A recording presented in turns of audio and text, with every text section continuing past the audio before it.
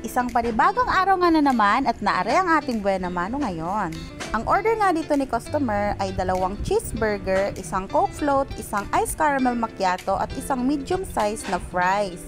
Ganito ko nga tinitimbang ang aming fries at pasensya nga at maliit ang aming timbangan, di bale sa susunod ay mapapacheck out na talaga tayo sa TikTok.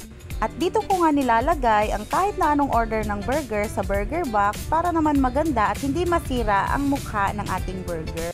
Next ko naman gagawin ay itong Coke float. Ang size nga pala nitong baso na gamit ko ay 22 ounce. At ang isang order nga nito ay mabibili mo lang sa halagang 55 pesos. So first ay nilalagyan ko lang ito ng chocolate sauce and a full of ice. And after that ay nilalagyan ko na siya ng Coke. Have you ever wondered kung bakit puno ng yelo itong Coke float?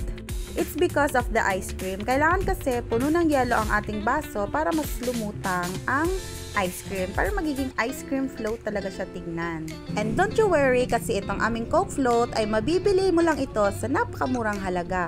Our 8 ounce is 25 pesos, 12 ounce is 35, and our 16 ounce is 45, and our 22 ounce is 55 pesos only.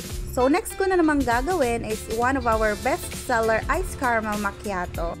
It has 2 pumps of vanilla flavored syrup at naglalagay din ako dito ng walling na caramel. At syempre, paano natin matatawag na iced coffee kung hindi natin yan lalagyan ng ice? From 16 ounce cup, it has full of ice and fresh milk. And of course, hindi pwedeng mawala ang ating coffee espresso. And another caramel drizzle on top. Hindi tinipid, presyong pangmasa, talagang abot kaya. Kaya sa murang halaga ay sangka pa. And lastly natin gagawin ay itong fries na medium size. For only 90 pesos ay meron ka rin damakmak na fries. O, sangka pa.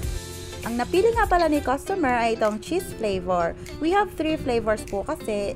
We have sour cream, we have barbecue, and we have cheese.